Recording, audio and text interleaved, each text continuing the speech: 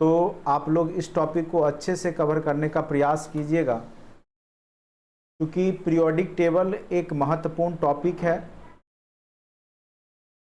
आपके BPSC exam में यहाँ से निश्चित रूप से कोई ना कोई क्वेश्चन उठा लिया जाता है। तो मैं सभी लोगों को एक बार बता दूं कि ये टॉपिक अगर आप खोजिएगा तो हर एक एग्जाम में बीपीएससी में आपको दिखाई देगा पीरियोडिक टेबल। तो इसीलिए आप लोग अच्छे से पीरियोडिक टेबल को समझने का प्रयास कीजिएगा। जो सोशल साइंस वाले हैं वो भी इसको देखिए, और जो साइंस वाले हैं वो तो देखिए ही, ठीक है। तो साइंस वाले को तो देखना है ही, लेकिन सोशल साइंस वाले जो हैं उसको भी देखना है। ये सबसे जो यहाँ शब्द आया है तत्वों का, जो एलिमेंट है उसका जो आवर्ती वर्गीकरण, जितने भी तत्व हैं इस धरातल पर सबको एक अरेंजमेंट करना ही क्या कहलाता है, आपको सही ढंग से कि उसके जो गुण हो। जैसे आप क्लास में अभी पढ़ते हैं तो कोई लोग सोशल साइंस के हैं, कोई साइंस के हैं, ठीक है। तो यहाँ पे एक ग्रुप बना करके आप पढ़ाई करते हैं, कोई सामाजिक विज्ञान सब्जेक्ट पढ़ते हैं, कोई साइंस पढ़ते हैं, कोई मैथ पढ़ते हैं। उसी प्रकार से जितने भी एलिमेंट होते हैं सबकी अपनी अपनी प्रॉपर्टी होती है, अपना अपना गुण होता है। जैसे धातु है तो धातु का एक अपना कॉमन गुण होता है कि सभी धातु में चमक होगा, सभी धातु में इलेक्ट्रिसिटी पास करेगा, उष्मा के सुचालक होंगे, तन्यता होगा। ये सब गुण आपको धातु में दिखाई देगा। और धातु में ये सब इसका उल्टा होता है, ना तन्यता होगा, ना धातु में चमक होगी, ना इलेक्ट्रिसिटी पास करेगा। तो ये समझ जाते हैं कि कौन सा धातु है, कौन सा अधातु है।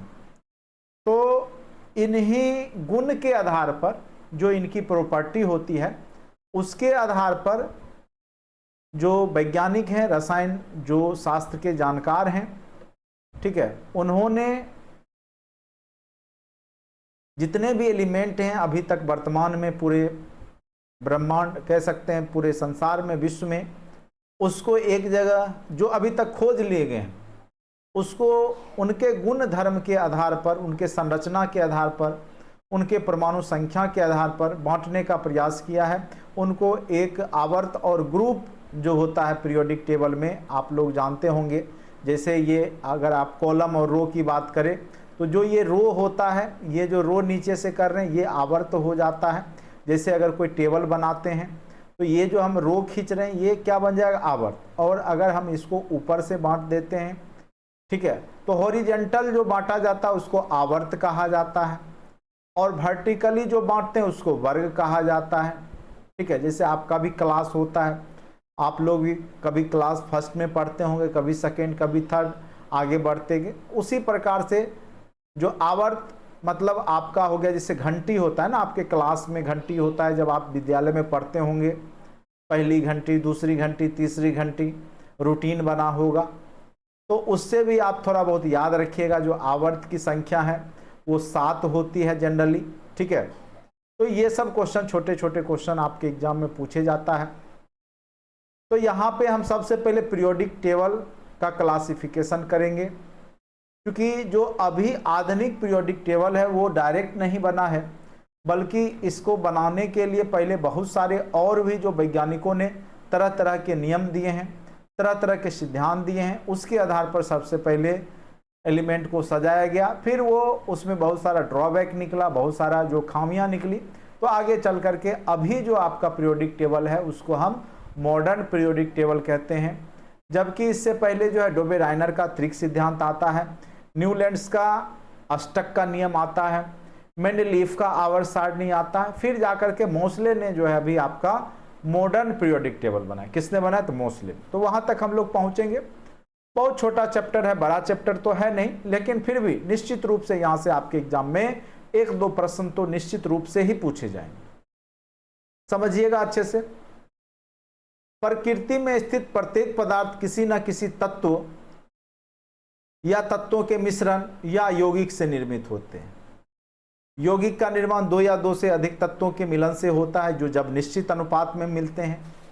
मिश्रण हुआ जब निश्चित अनुपात ना हो, किसी भी अनुपात में मिल जाए तो उसको मिश्रण कहते हैं। तत्व तो है जैसे कांसा है, कांसा तांबा और टीन का मिश्रण है, ठीक है। तो इसी प्रकार से प्रकृति में कई तरह के जो है तत्व हैं, मिश्रण हैं, यौगिक है, और इनका अपना अपना क्या होता है कि संरचना है, गुणधर्म है, और इनका अपना भौतिक स्वरूप भी है, ठीक है।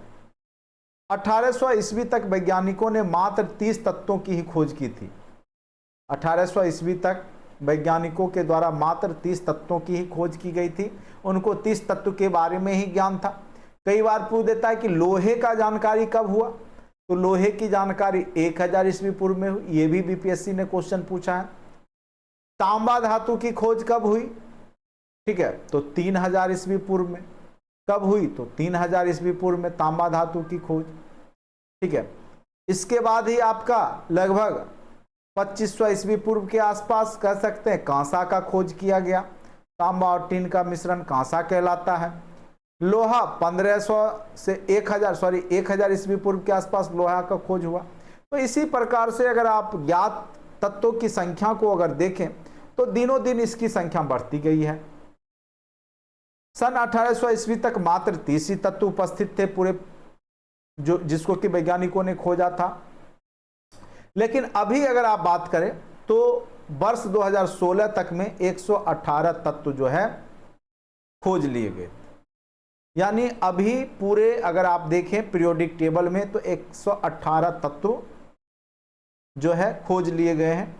तो कई बार यहां से भी क्वेश्चन पूछ देता है कि अभी तक कितने तत्व खोज लिए गए हैं, तो याद रखिएगा 118 तत्व की खोज हो गई है। ज्यादा तो नहीं, लेकिन 118वां तत्व हो सकता है पूछ दे कि अंतिम तत्व कौन सा खोजा गया है। तो 118 नंबर पे जो तत्व है उसको हम बोलते हैं ऑर्गेनोसोन। मैं लिख देता हूं, आप लोग भी कॉपी में लिखना चाहेंगे तो लिख सकते हैं ऑर्गेनोसोन, ठीक है। और इसका इसका जो रासायनिक प्रतीक है, कह सकते हैं जो प्रतीक है ओजी है। ये 118वां तत्व है। यानी अभी तक प्रकृति में जो, यानी कह सकते हैं धरातल पर 118 तत्व की खोज की गई है, जिसमें प्रकृति में जो तत्व हैं वो प्रकृति में सेम रूप में रहते हैं, वो 94 तत्व हैं। 94 तत्व प्रकृति में पाए जाते हैं, जबकि 24 तत्वों को बनाया जाता है, वैज्ञानिकों के द्वारा संश्लेषित किया गया है, मिक्सअप करके बनाया गया है 24 तत्वों को। तो ये याद रखिएगा जो प्रकृति में जो पाए जाते हैं उन तत्वों की संख्या 94 है, टोटल 118 है। 94 घटाएंगे बच गया 24, तो 24 कृत्रिम कह सकते हैं, यानी जो वैज्ञानिकों के द्वारा बनाए गए। तो ये सब डायरेक्ट क्वेश्चन आपको पूछ सकता है कि टोटल तत्वों की संख्या कितनी है प्रकृति में, तो 118 तत्व हैं। मानव निर्मित या कह सकते हैं जो वैज्ञानिकों के द्वारा संश्लेषित हैं उनकी संख्या कितनी है, 24 है। 118वां तत्व कौन सा है, ऑर्गेनोसोन है, ओजी जिसका सांकेतिक चिन्ह है।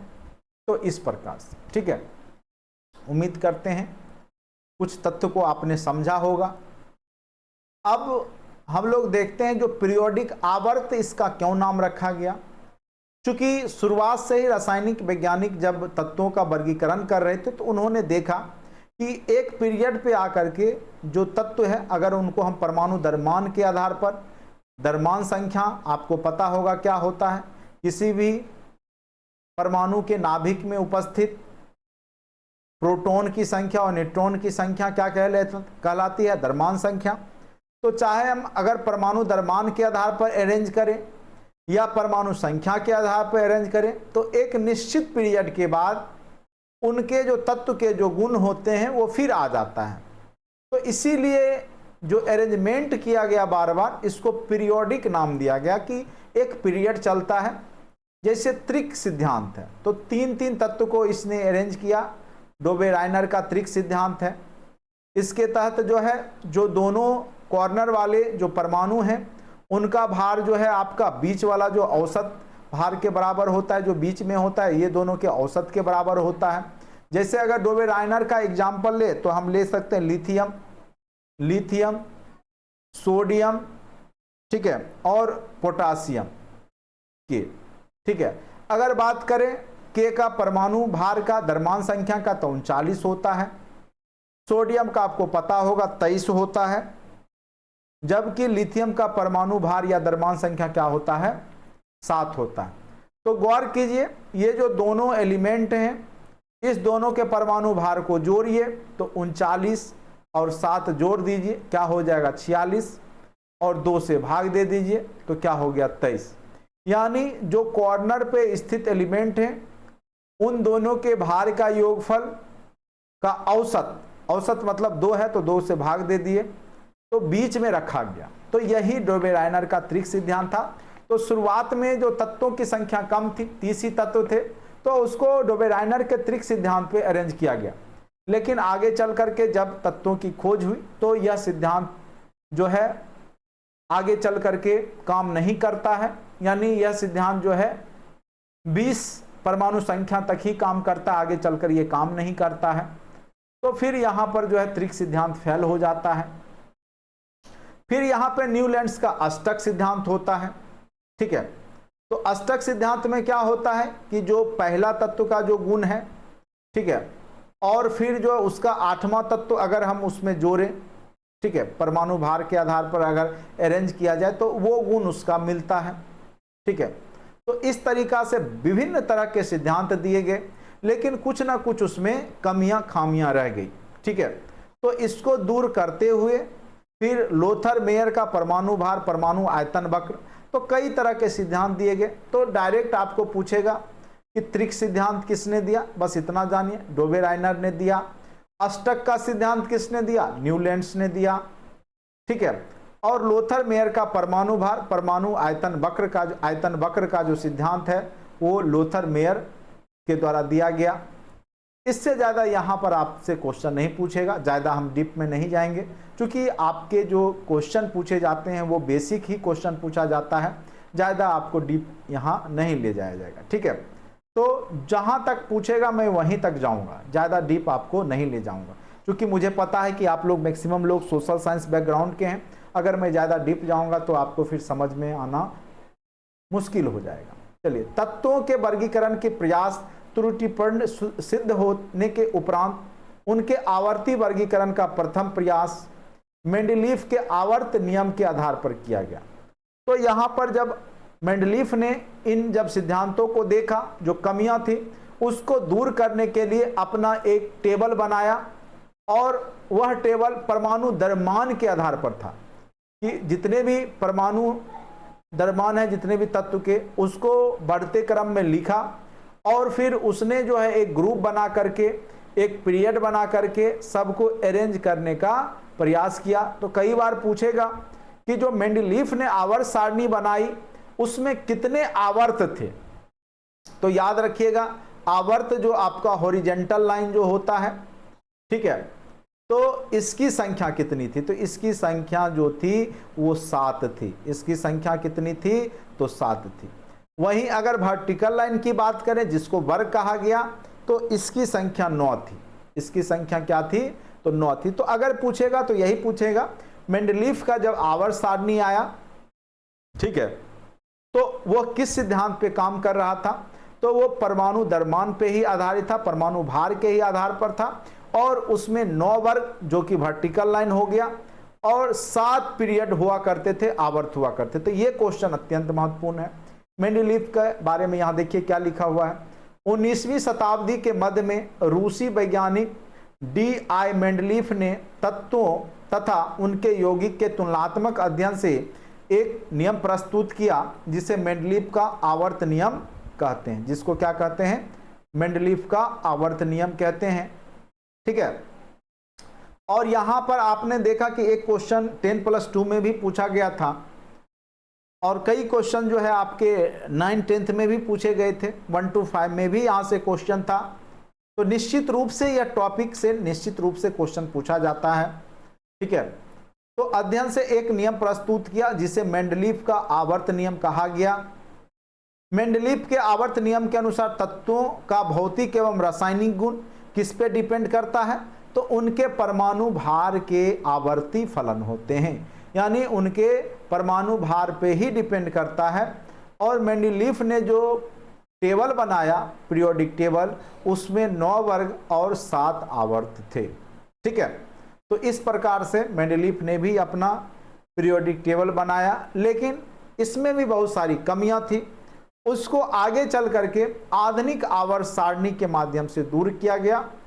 आधुनिक आवर्त सारणी जो अभी मॉडर्न पीरियोडिक टेबल है, जो हम लोग पढ़ते हैं, जो हम लोग केमिस्ट्री में बिना पढ़े तो आप 10+2 कर नहीं सकते हैं, क्योंकि आपको परमाणु संख्या, परमाणु द्रव्यमान, बढ़ते क्रम, और यहां से आपने एक देखा कि एक क्वेश्चन पूछा था, और वह क्वेश्चन क्या था कि लिथियम, ये क्वेश्चन था, मैं बता देता हूं कि उसमें पूछा था कि लिथियम, बेरिलियम और बोरोन में किसका, लिथियम, बेरिलियम और बोरोन में किसका परमाणु साइज बड़ा होगा, किसका परमाणु साइज बड़ा होगा। 10+2 में आप देखिएगा केमिस्ट्री में यही क्वेश्चन पूछा गया था, और सेम क्वेश्चन को हमने जब पिछली बार पढ़ाया था तब भी बताया था। तो क्वेश्चन कहीं और से नहीं होते, लेकिन थोड़ा सा कॉन्सेप्ट वहां पे आपको सीखना पड़ेगा। बिना कॉन्सेप्ट के आप फंस जाइएगा, कंफ्यूज हो जाइएगा, गलत बना लीजिएगा। तो पीरियोडिक टेबल को आप लोग अच्छे से अब जो है कॉन्सेप्ट वाला जो तथ्य आएगा उसको समझने का प्रयास कीजिए, ठीक है। अब देखिए आधुनिक आवर्त सारणी मोसले के नियम पे आधारित है, मोसले के द्वारा बनाया भी गया। इसके अनुसार तत्वों के गुण जो होते हैं वो परमाणु संख्या, जो परमाणु संख्या होता है, और परमाणु संख्या हमने बताया था किसी भी परमाणु में उपस्थित प्रोटॉन की संख्या, प्रोटॉन की संख्या या इलेक्ट्रॉन की संख्या, क्योंकि प्रोटॉन और इलेक्ट्रॉन दोनों बराबर होते हैं। प्रोटॉन और इलेक्ट्रॉन क्या होते हैं, दोनों बराबर होते हैं। जितना नंबर ऑफ प्रोटॉन होता है उतना ही नंबर ऑफ क्या होते हैं, इलेक्ट्रॉन भी होते हैं। इसीलिए तो परमाणु क्या हो जाता है, उदासीन हो जाता है। लेकिन परमाणु के नाभिक क्या होते हैं, पॉजिटिव चार्ज होते हैं। परमाणु के नाभिक क्या होते हैं, पॉजिटिव चार्ज, क्योंकि वहां प्रोटॉन और न्यूट्रॉन दोनों रहता है, ठीक है। तो ये आपको हमने पिछले क्लास में भी समझाया था। तो इसने जो अपना पीरियोडिक टेबल बनाया तो उसमें इसने द्रव्यमान के आधार पर नहीं बल्कि किसके आधार पर, परमाणु संख्या के आधार पर अरेंज किया, और इसने संयोजी इलेक्ट्रॉन संयोजकता के आधार पर तत्वों का वर्गीकरण किया, और उसके आधार पर इसने बहुत ही ढंग से पेश किया, और जिसमें क्या हुए कि सभी समस्थानिक एक साथ हो गए, क्योंकि ये स्थान पे ही डिपेंड करता है। संभारिक अलग हो गए, क्योंकि पहले क्या हो जाता था मेडलीफ में, जो संभारिक थे वो एक साथ हो जाते थे, और संभारिकों का क्या होता है, प्रॉपर्टी अलग अलग होता है, तो उनका वो सिद्धांत फेल हो जाता था, उनके गुण अलग अलग हो जाते थे। लेकिन जब मोसले का जब नियम आया, मोसले के द्वारा जब नया मॉडर्न पीरियोडिक टेबल बनाया गया, तो उसमें पाया गया कि अब जाकर के सभी तत्वों का जो है प्रॉपर्टी गुण क्या है, समान है, जब उसको परमाणु संख्या के आधार पर अरेंज किया गया है, ठीक है। अब देखेंगे कि ये पीरियोडिक टेबल है, आप लोग भी इसको पढ़े होंगे पीरियोडिक टेबल के बारे में, ठीक है। इसमें कितने आवर्त हैं तो गौर कीजिए, टोटल आवर्तों की संख्या यहां पर भी क्या है, 7 है। तो कैसे याद कीजिएगा, जब आप लोग क्लास करते होंगे स्कूल में तो 7 घंटी होता था ना, 4 घंटी लंच से पहले, 3 घंटी लंच के बाद, यही होता है जनरली स्कूल में। तो उससे याद रखिएगा 1 2 3 4, और 3 घंटी क्या होता है, लंच के बाद होता है, 7 घंटी। तो 7 घंटी यानी 7 आवर्त याद रखिएगा, ठीक है। और आपको पीरियोडिक टेबल केमा वर्ग में मिला होगा पढ़ने को, तो कम से कम 9वां के बाद ही मिलता है, 9, तो याद रखिएगा इससे वहां के लिए, मेंडलीफ के लिए। लेकिन यहाँ पे टोटल जो है 18 वर्ग होते हैं। 18 कैसे, ठीक है। तो आप लोग पढ़ते हैं 12वीं तक, फिर आपका 3 साल का ग्रेजुएशन, तो किसी तरीका से ये सोच के चलिएगा कि यहाँ पर जो है वर्गों की संख्या कितनी है, 18 है, और आवर्त, ये कंफ्यूज हो जाते हैं लोग वर्ग और आवर्त में, तो इसलिए हमने आवर्त को आपके स्कूल समय के घंटी से डिनोट कर दिया। 7 घंटी आप लोग पढ़ते थे, याद रखिएगा आवर्त 7 होते हैं नए आधुनिक टेबल में, न्यू पीरियोडिक टेबल में, और वर्गों की संख्या आपकी क्या हो जाती है, 18 हो जाता है। जब आप इंटर करते हैं, फिर 3 साल ग्रेजुएशन करते हैं, फिर आप पीजी करते हैं, इस प्रकार से, ठीक है।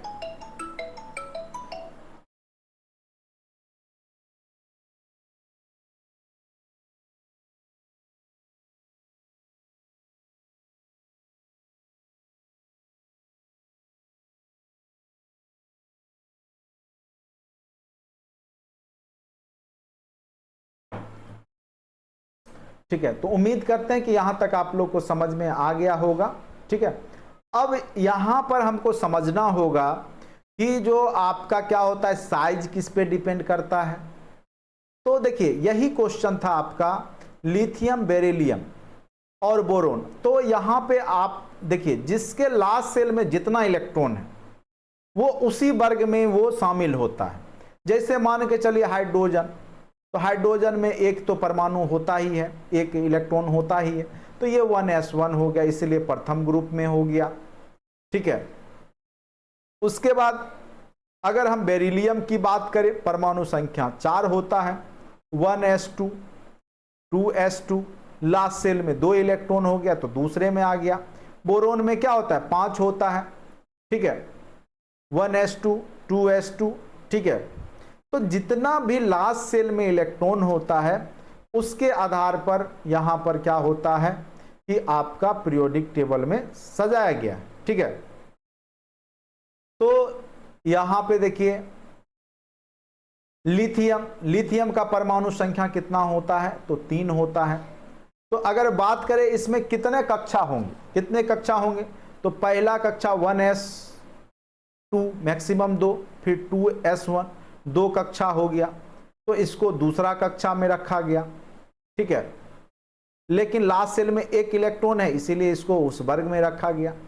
तो लास्ट सेल में जितना इलेक्ट्रॉन होता है यहाँ 2, तो यहाँ जितना भी देखिएगा उसके सब में लास्ट में 2 ही इलेक्ट्रॉन होगा, तो दूसरे पीरियोडिक का वर्ग में आ गया, पीरियोडिक टेबल के दूसरे वर्ग में आ गया। जिसमें 3 होगा उसको 3 में रखा गया, ये यहाँ पे 3 होगा। देखिए जैसे बोरोन होता है 5 होता है, तो 2 और 3, तो लास्ट सेल में 5 हो गया। 6 होता है तो 2 और 4 हो गया, तो चौथे वर्ग में यहाँ पे आ गया। तो यहाँ पर जो है 1 2 यहाँ से 3 4 5 6 7 8 इस तरीका से जो है यहाँ पे काउंट किया जाता है। ठीक है, तो इसको भी समझना पड़ेगा। कई बार पूछ देगा कि पीरियोडिक टेबल में सबसे ज्यादा ऋणात्मक तत्व कौन सा है, तो फ्लोरीन है। देखिए पीरियोडिक टेबल के कॉर्नर में एक चीज याद रखिएगा, उससे आप बहुत सारा क्वेश्चन बना सकते हैं। आप देखिए फ्लोरीन सबसे ऋणात्मक है। ऋणात्मक मतलब बहुत ज्यादा वो उसको इलेक्ट्रॉन की आवश्यकता होती है, वो एकदम तुरंत संयोग करेगा, एकदम तुरंत। ऋणात्मक मतलब कह सकते हैं जो अपने पास इलेक्ट्रॉन को बुलाता हो, मांगता हो सबसे, ऋणात्मक है, कर्जा लेने वाला व्यक्ति है ये फ्लोरीन। चूंकि इसके लास्ट सेल में कितना है, चूंकि इसका परमाणु संख्या 9 है, तो इसका अगर हम इलेक्ट्रॉनिक विन्यास करेंगे तो 2 और 7 होगा। और पिछले क्लास में हमने बोला था कि अष्टक का नियम होता है कि जितने भी परमाणु होते हैं तत्व के, वो अष्टक पुराना चाहते हैं, 8 इलेक्ट्रॉन पुराना चाहते हैं अपने बाह्यतम कक्षा में। तो ये फ्लोरीन क्या करेगा, झट से किसी से मांग लेगा, मांगने का प्रयास करेगा। चूंकि इसके पास लास्ट सेल में क्या है, 7 है, तो वो मांगेगा।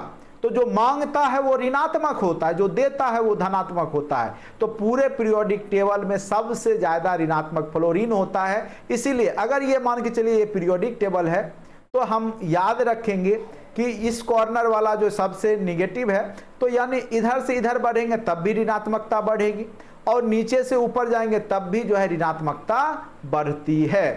तो अगर हमको पूछ दे फ्लोरीन, क्लोरीन, ब्रोमीन, या पूछ दे ऑक्सीजन, सल्फर में कौन सा सबसे ज्यादा निगेटिव होगा, या पूछ दे बोरोन, कार्बन, नाइट्रोजन, ऑक्सीजन में कौन सबसे ज्यादा इलेक्ट्रोनिगेटिव होगा, तो ऑक्सीजन होगा।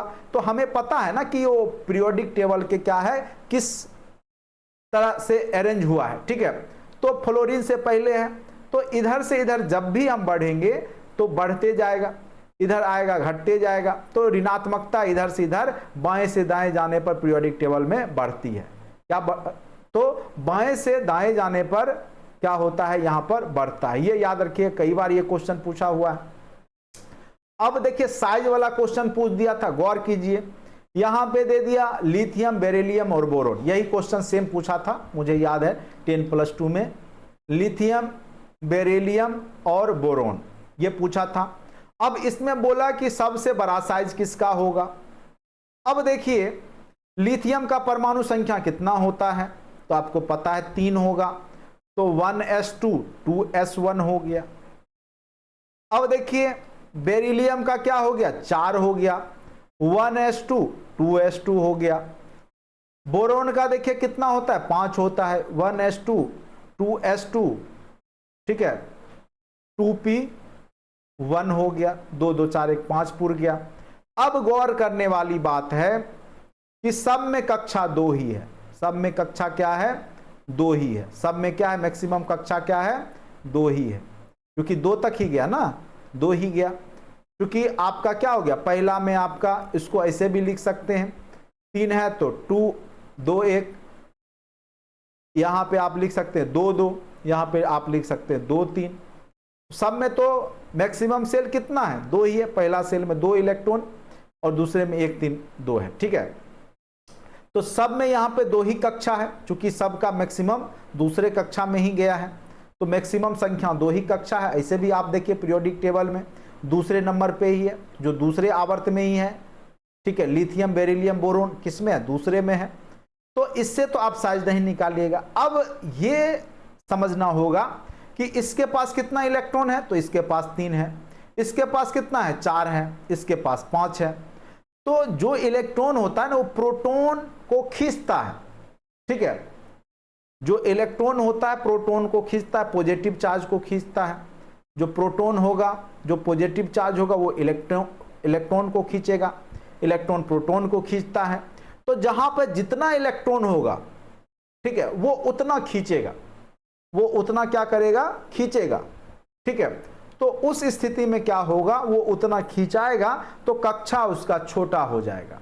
कक्षा क्या हो जाएगा, जैसे पॉजिटिव चार्ज इसके चारों ओर है, इलेक्ट्रॉन है, तो वो क्या करेगा, जब इलेक्ट्रॉन खींचेगा तो कक्षा क्या हो जाएगा, छोटा हो जाएगा।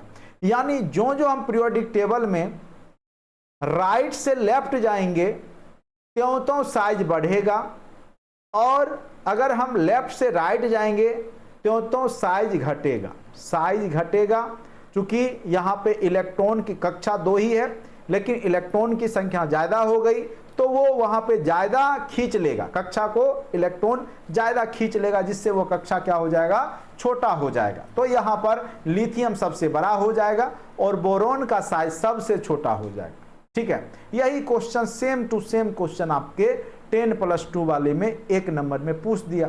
तो जो लोग पहले हमने बताया था समझ के गए वही देखिए यहाँ पे लिखा हुआ है ना, पीरियोडिक टेबल में वर्ग में ऊपर से नीचे जाते हैं तो क्या होता है, बढ़ता है। वर्ग में अगर आप ऊपर से नीचे जाए, क्योंकि यहाँ पे सेल ही बढ़ गया, 2 यहाँ 3 हो गया, यहाँ 2 सेल है, यहाँ 3 सेल है, तो स्वाभाविक है 3 सेल वाला 2 से बड़ा होगा, यहाँ 4 सेल में चला गया तो बड़ा होगा ही, तो ऊपर से नीचे बढ़ता है। साथ साथ क्या होता है, देखिए आवर्त में बाएं से दाएं जाने पे घटता है, जब हम बाएं से दाएं जाते हैं तो घटता है। तो यही चीज तो हमने समझाया, बाएं से दाएं गया तो घटेगा और दाएं से बाएं जाएगा तो बढ़ेगा, ठीक है। अब कहिएगा सर कंफ्यूज हो रहे हैं, कुछ नहीं कंफ्यूज होने की बात है। आपको एटलीस्ट जो कम से कम 20, अगर आप चाहते हैं केमिस्ट्री को समझना तो कम से कम 20 एलिमेंट जो शुरुआत का है 1 2 3 से लेकर 20 तक, वो सबका परमाणु संख्या आप याद कीजिए, और मैक्सिमम लोग को याद भी रहता है, ठीक है। तो उससे आप यहां पर बना सकते हैं, अदरवाइज आपको ये पीरियोडिक टेबल शायद याद नहीं रहेगा और एग्जाम में शायद आप बना नहीं पाइएगा। लेकिन अगर आप जनरली आपको 20-25 तक के ही एलिमेंट्स के रिलेटेड साइज पूछ दे, इलेक्ट्रोनिगेटिव पूछ दे या जो भी पूछे तो उतना ही में पूछता है, ठीक है। तो वही चीज है यहाँ पे विद्युत धनात्मकता, तो इधर विद्युत ऋणात्मकता बढ़ता है, क्योंकि हमने क्या बोला कि पूरे पीरियोडिक टेबल के जो कॉर्नर में है फ्लोरीन वो सबसे ज्यादा इलेक्ट्रोनिगेटिव है, तो यानी इधर ऋणात्मकता बढ़ रही है। अगर हम बाएं से दाएं जाएंगे तो घटेगा, तो यहाँ पे लिखा है कि विद्युत धनात्मक है, ये ऋणात्मकता नहीं है। तो यहाँ देखिए जब हम वर्ग में ऊपर से नीचे जाएंगे तो ऋणात्मकता क्या होगी, घटेगी, क्योंकि ऊपर जाने पे बढ़ रही है, कॉर्नर वाले पे सबसे ज्यादा है। वही चीज को यहाँ पे समझाया गया है, ठीक है। बढ़ेगा घटेगा, परमाणु आकार परमाणु, ठीक है। आयनन ऊर्जा, तो वर्ग में ऊपर से नीचे आने पर क्या होगा, आयनन ऊर्जा घटेगी। वर्ग में जब अगर आप ऊपर से नीचे जाइएगा, जो जो कक्षा बड़ा होगा त्यों तो उसको कम एनर्जी लगाना होगा। जैसे मान के चलिए आपके पास कोई सामान है, आपके नजदीक में है, ठीक है, तो कोई उसको आपसे छीन नहीं पाएगा। कोई आपके बगल वाला कमरा में है, आसानी से ले जा सकता है कोई भी। कोई आपका जो है बहुत बड़ा घर है, कोई बहुत बरामदे पे सामान रखे हुए हैं, उसको और आसानी से ले जा सकता है। यानी जितना कक्षा बड़ा हो जाएगा उतना बाहरी जो फोर्स होगा वो उसको क्या करेगा, आसानी से वहां पर क्या करेगा, ले जा सकता है, वो वहां पे आसानी से जो है इलेक्ट्रॉन ट्रांसफर कर लेता है। तो वहां पे एनर्जी जो होता है घटते जाएगी। आयनिक एनर्जी उसी को बोलते हैं, जो लास्ट इलेक्ट्रॉन का जो रिएक्शन होता है जितना एनर्जी लगता है वही आयनिक ऊर्जा है। तो जो जो उसका साइज बढ़ेगा, बढ़ता जाएगा, तो आयनिक एनर्जी जो है उस पर कम लगाना होगा। जो जो वह नजदीक आते जाएगा पहले सेल के, त्यों त्यों जो है उसका जो है आयनिक बढ़ता जाता है। ठीक है, तो यही तीनों चीज है यहाँ पर समझाया हुआ है। आप आयनिक विद्युत ऋणात्मकता ये गौर कीजिएगा। तो ये जो आयनन ऊर्जा, तो केवल आप विद्युत ऋणात्मक वाला जान रहे हैं कि पीरियोडिक टेबल में कॉर्नर पे जो है वो सबसे ज्यादा विद्युत ऋणात्मक है, तो उसी आधार पर पीरियोडिक टेबल में बना सकते हैं कि बाएं से दाएं जाने पर आपका विद्युत ऋणात्मकता बढ़ता है, ठीक है, और दाएं से बाएं जाने पे घटता है, नीचे से ऊपर जाने पे बढ़ता है, ऊपर से नीचे जाने पे घटता है। तो आयनन ऊर्जा, विद्युत ऋणात्मक, इलेक्ट्रॉन बंधुता, तीनों सेम चीज ही है। देख रहे हैं तीनों का पीरियोडिक टेबल में घटती है, घटती है, घटती है, बढ़ती है, बढ़ती है। यानी जब आप केवल विद्युत ऋणात्मकता जान गए, उसी से आप ये तीनों निकाल सकते हैं, क्योंकि तीनों का सेम ही कॉन्सेप्ट है। तीनों का क्या है, पीरियोडिक टेबल में सेम ही है। और आपको धनात्मकता ऋणात्मकता का उल्टा हो जाता है, ऋणात्मकता बढ़ेगी तो धनात्मकता घटेगी। परमाणु आकार आपको हमने बता ही दिया। तो बस पीरियोडिक टेबल में क्वेश्चन कॉन्सेप्ट पे यही 2-3 क्वेश्चन में से कोई ना कोई क्वेश्चन आपके एग्जाम में पूछ दिया जाता है। उम्मीद करते हैं कि आपको यहां पे समझ में आया होगा।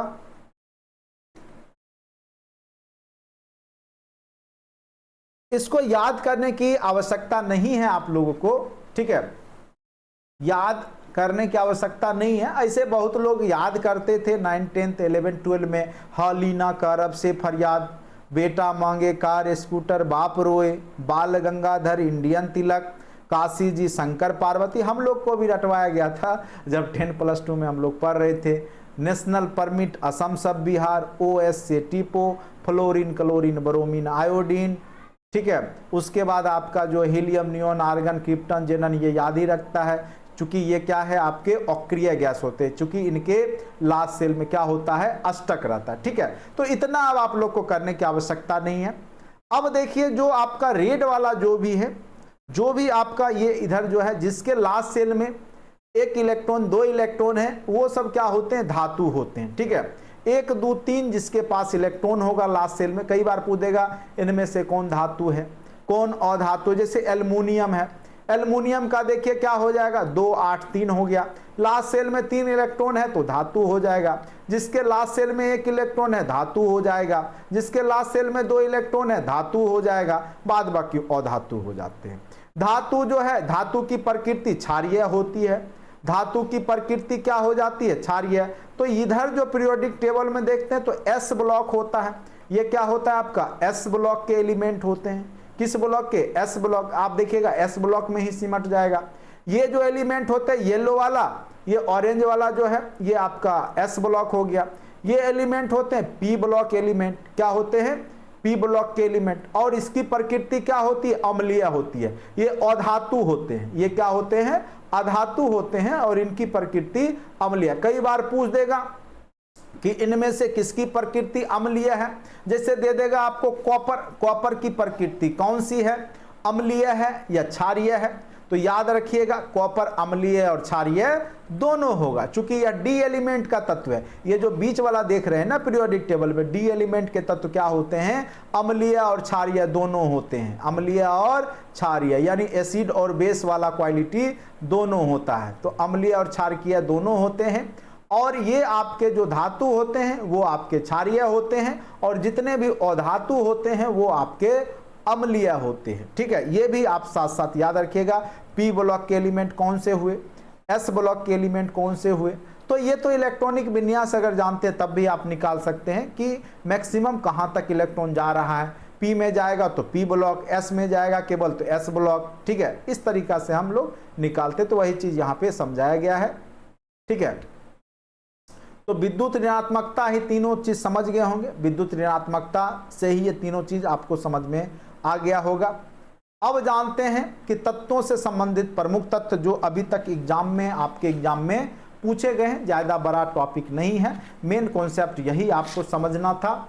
बाकी आप लोग जब ऑब्जेक्टिव बनाएंगे तो आपको स्वतः ही क्लियर हो जाएगा, कहीं किसी प्रकार की परेशानी आपको नहीं होगा। इससे ज़्यादा पीरियोडिक टेबल में पूछा नहीं गया है आज तक किसी भी कंपटीशन में, जनरल कंपटीशन, ठीक है। हाँ, इसमें पूछेगा सबसे भारी तत्व कौन सा है, सबसे हल्का तत्व, तो वो यहाँ पे हमने टेबल में समझा दिया है। तत्वों से संबंधित प्रमुख तत्व, ठीक है। यहाँ पे हम लोग देखेंगे कि कौन कौन से कितने तत्व हैं। तो प्रकृति में कितने तत्व हैं आप लोग बताइए। टोटल प्रकृति में जो तत्वों की संख्या है, देखिए बहुत ज़्यादा कम यहाँ पे देखते उपस्थिति रहता है साइंस क्लास में, और फिर इन्हीं लोगों का जब रिजल्ट नहीं बनता है तो सारा दोषारोपण क्या करते हैं, टीचर पे मत देते हैं, पढ़ाते नहीं। हम लोग को इतना बुरा लगता है, कभी कभी लगता है कि हम लोग किसको पढ़ा रहे हैं, मतलब यानी कभी कभी हम लोग को खुद जो है अपने ऊपर ग्लानि होती है कि मैं बेकार में पढ़ा रहा हूँ। चूँकि टीचर के पढ़ाने के बावजूद भी लोग क्लास अटेंड नहीं करते हैं, और उसके बाद में सारा दोषारोपण क्या करते हैं, टीचर पे ला देते हैं कि आपने पढ़ाया नहीं। और एक एक नंबर में बोल रहा हूँ महत्वपूर्ण है, तो क्लास में 10 लोग 11 लोग प्रेजेंट होते हैं, इससे तो आपका जो है कंपटीशन नहीं होगा, ठीक है। अगर 100 लोग हैं तो कम से कम उसमें प्रेजेंटेशन होना चाहिए, कम से कम 20 से 25 लोग, कम से कम मिनिमम 25-30 तो होना ही चाहिए। ऑनलाइन क्लास है फिर भी, लेकिन आप लोग का प्रेजेंटेशन, हाँ ये होता है कि आप किसी टाइम पे देख लेते हैं, वो अलग बात है। तो आप पूछ भी तो नहीं सकते हैं ना किसी टाइम पे, पूछने के लिए तो आपको लाइव सेशन ही होता है, मैं बार बार बोलता हूँ। चलिए ऐसे हम प्रयास करते हैं कि आपको पूछने का नौबत ही ना दे। चलिए, कुल ज्ञात तत्वों की संख्या कितनी है, 118। अभी जितने भी कह सकते हैं विश्व में जितने भी तत्व खोज लिया गया है उसकी संख्या कितनी है, तो 118 तत्व है। प्रकृति से जो प्राप्त तत्व हैं उनकी संख्या 94 है। जो प्रकृति से प्राप्त है उनके तत्वों की संख्या कितनी है, तो 94 है, 94 है। कृत्रिम विधि से निर्मित तत्वों की संख्या कितनी है, 24 है। जो कृत्रिम तरीके से बनाए जाते हैं यानी मानव निर्मित है, वैज्ञानिक संश्लेषित हैं, वैज्ञानिकों के द्वारा खोजे गए हैं, बनाए गए हैं, कह सकते हैं। धातु तत्वों की संख्या कितनी, इसमें कितने धातु हैं, तो मैक्सिमम धातु ही है, 91 क्या है आपका, धातु है। अधातु तत्वों की संख्या 20 है। टोटल कितना हो गया, 111 हो गया। और 7 उपधातु हैं, इसको हम बोलते हैं उपधातु। जैसे आपका जर्मेनियम है, सिलिकॉन है, ये धातु और अधातु दोनों के गुण प्रदर्शित करते हैं, जिसको हम सेमीकंडक्टर बोलते हैं, जिसमें धातु और अधातु दोनों की प्रकृति रहती है, ठीक है। तो उसको हम लोग क्या बोलते हैं, उपधातु, ठीक है। तो ये इनकी संख्या 7 है। तो याद कर लिए, टोटल 118, प्रकृति से प्राप्त 94, कृत्रिम विधि से संश्लेषित 24, धातु तत्व 91, अधातु तत्व 20, उपधातु 7। जैसे सिलिकॉन, जर्मेनियम। इस बार क्वेश्चन एक पूछा गया था, सिलिकॉन वैली किसको कहा गया, ठीक है। तो सिलिकॉन वैली कंप्यूटर में क्वेश्चन था ये, तो बेंगलोर को कहा जाता है, और जितने भी चिप सिलिकॉन के ही बनाए जाते हैं, और ये सब उपधातु होते हैं, अर्धचालक मटेरियल होता है। अब देखिए ये क्वेश्चन अत्यंत महत्वपूर्ण है। भू प्रॉपर्टी में सबसे अधिक मात्रा में पाया जाने वाला तत्व, अगर तत्व पूछे तो आपको ऑक्सीजन बताना है। अगर पूछे कि भू प्रॉपर्टी में सबसे अधिक मात्रा में कौन सा तत्व विद्यमान है, तो आप बोलिएगा ऑक्सीजन। ऑक्सीजन सबसे ज्यादा विद्यमान है आपके भू प्रॉपर्टी जो होता है, भू प्रॉपर्टी जो ऊपर वाला परत होता है उसमें। अगर पूछे पूरे पृथ्वी में सबसे ज्यादा कौन सा धातु तत्व है, धातु तत्व पूरे पृथ्वी में, तब आपको बोलना है लोहा, सबसे ज्यादा लोहा की मात्रा। लेकिन अगर केवल भू प्रॉपर्टी पूछे, ऊपर वाला जो परत है भू प्रॉपर्टी, उसमें एल्युमिनियम, इसीलिए तो हम लोग सियाल पढ़ते हैं, सियाल सिलिका एल्युमिनियम है। तो सबसे ज्यादा जो भू प्रॉपर्टी में एल्युमिनियम धातु तत्व के रूप में है। सीधे तत्व बोले तो ऑक्सीजन बोलना है। सबसे हल्का तत्व कौन सा है, तो हाइड्रोजन है। सबसे हल्का तत्व हाइड्रोजन है। लेकिन हाइड्रोजन का प्रयोग हम लोग हवाई जहाज के टायर में हो या नहीं करते हैं। क्यों नहीं करते हैं, क्योंकि हाइड्रोजन ज्वलनशील होता है, जबकि आपका जो है नाइट्रोजन ज्वलनशील नहीं होता है, ठीक है। सबसे हल्का तत्व हाइड्रोजन होता है। सबसे भारी तत्व कई बार पूछे गए हैं, ऑस्मियम होता है। सबसे हल्का धातु तत्व पूछे तो लिथियम। द्रव धातु तत्व कौन सा है, पारा। पारा क्या है आपका, द्रव्य अवस्था में रहता है, लेकिन है क्या, धातु है। द्रव अधातु है ब्रोमीन, ये अधातु है लेकिन द्रव्य अवस्था में रहता है, ब्रोमीन है। विद्युत का सबसे अच्छा सुचालक जो होता है वो चांदी होता है, ठीक है।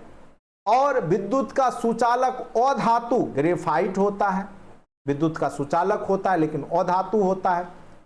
सबसे अधिक आघात वर्धनीय, जिसको आप पीट सकते हैं, पत्थर बना सकते हैं, तार बना सकते हैं, सबसे ज्यादा होता है सोना, इसलिए इसका आभूषण ज्यादा प्रयोग किया जाता है। सबसे अधिक क्रियाशील अधातु तत्व है फ्लोरीन, क्योंकि ये सबसे ज्यादा विद्युत ऋणात्मक है, इसीलिए ये तुरंत संयोग करता है, इसको हर हमेशा नीड ही होता है, ठीक है, ये लेना ही चाहेगा।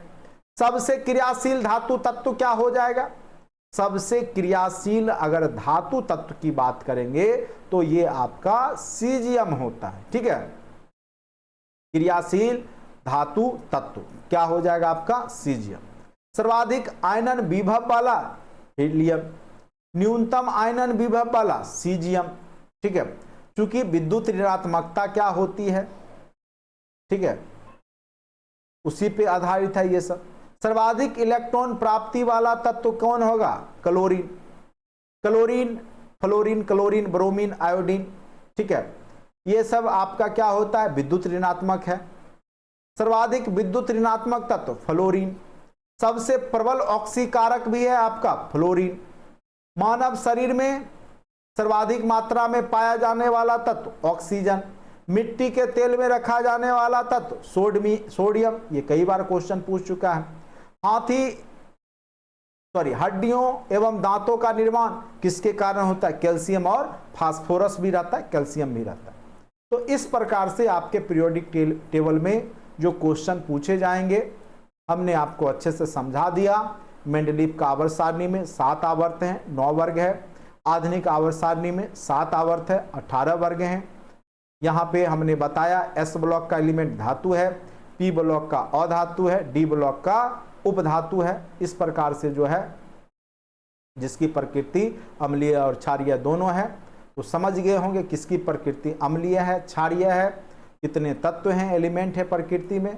तो निश्चित रूप से एक क्वेश्चन फिक्स रखिए कि इन्हीं सब तथ्यों में से कोई ना कोई क्वेश्चन आपको पूछा जाएगा। अगर आपको कोई प्रॉब्लम है तो आप पूछ सकते हैं हमसे।